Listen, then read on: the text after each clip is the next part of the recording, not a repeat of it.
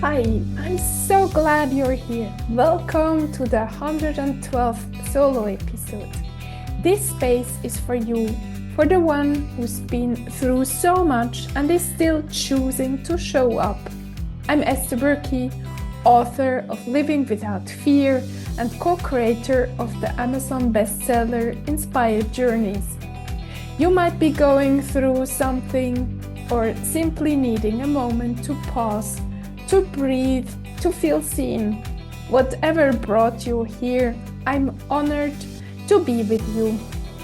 If today's episode speaks to you or brings someone to mind, please pass it on. Let's keep spreading light. And if you want to stay close, subscribe to my newsletter or connect with me on YouTube. Your presence, your heart, your time, they mean the world to me. Thank you for being here. And today I'd like to share with you my big adventure I had on a small island in Croatia last week. I was in a swimming camp together with 13 other swimmers, and some of them especially joined to get the qualification for the channel crossing, which meant that they were supposed to be able to swim 6 hours in less than 16 degrees seawater temperature without a wetsuit. I had chosen this swim track because I love swimming long distances in open water, but not for any qualification. And I knew I would need to put on my wetsuit to swim longer distances in this water temperature. Although I've done ice bathing during the winter, I didn't expect it to be so challenging for me. But this whole experience was meant to teach me how to stay with discomfort and to live with it for as long as I could. The first 1 hour swim workout, I wanted to try out without wetsuit. I survived 44 minutes. I was immensely shivering from the cold in the 16 degrees water temperature, but I was so proud of myself. The next swim, a 2 hour one, was hard as well, but the wetsuit helped a lot. Meanwhile, I admired all my swim colleagues who were able to swim without wetsuits. And of course, most of them had a little bit more body fat than I have.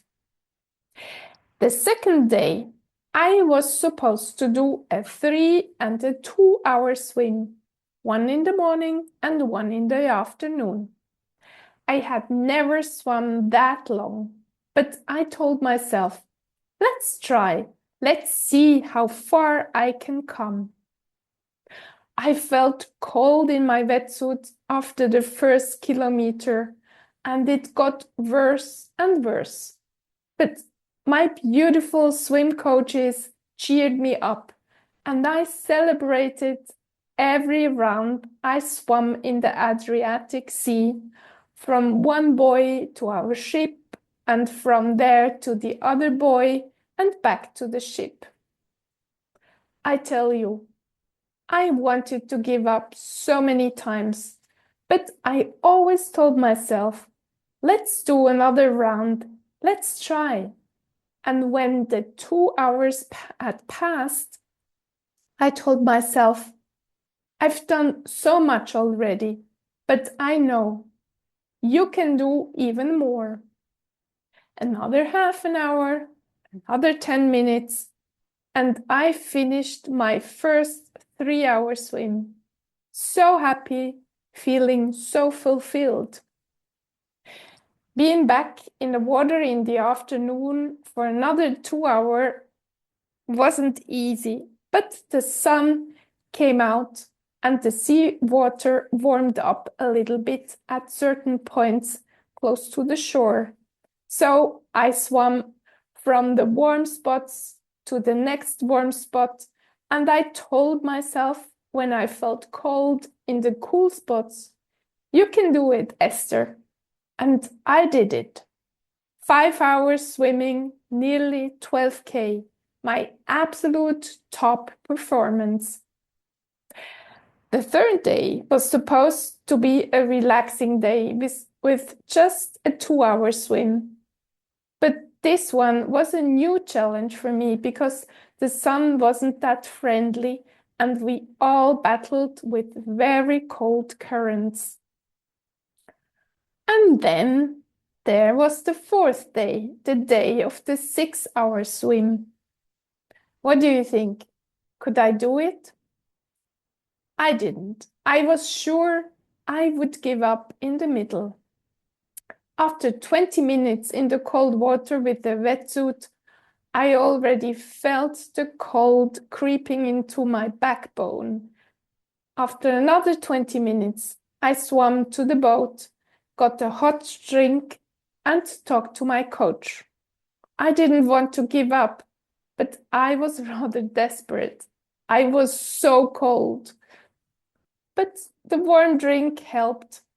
I kept on, round after round, and I always told myself, just another half round, just another try. You can do it, Esther. It's your personal challenge. After 5 hours, I was still in the water. I got warm drinks, bits of canned peaches against the salt water in the mouth, and a few small bites of a banana with peanut butter. I couldn't believe that I already made 5 hours. And suddenly, during the 6th hour, I didn't stop for drinks and feeds anymore. I kept going. I felt strong. I felt in the flow, and I did one stroke after the other. As Cliff, one of the swim coaches, had told me, just think of one stroke at a time. Don't think of the rest of the workout. Just do one at a time. And that was it, what kept me going until the end. Nobody, not even me, had expected that I would finish the 6 hours. Nearly 13K. I still cannot believe it that I did it. It seems so unreal. But my Apple Watch has got the proof on it. Why do I tell you this story? You're stronger than you believe. You can push yourself to expand your limits. You can do things you never think you can do with the necessary preparation and support. I've given up in my life so many times. I gave up on myself. But the more I learn to expand my comfort zone, the stronger I grow. And what I certainly exercised during my swim trek was that I can coach myself to go further and further. How many times did I tell myself, Esther, you can do it, go for it. And I went back into the cold water. And the most important thing, and this is what I also use in my coaching, either coaching myself or others, are the baby steps. Just do one tiny step at a time. Don't look at the big picture, because the big picture or the end result discourages or weakens you, and you want to give up. But if you put your energy in one tiny step, a baby step, you can handle the challenge much better. And you don't even think of it as a challenge anymore because you concentrate yourself on your baby step at a time. You can use this mindset for every challenge you've got. I use it every day to get back into a beautiful state or to get back into the present moment. When I think of my next week or my future, and I know it will be challenging, I will rather feel discouraged.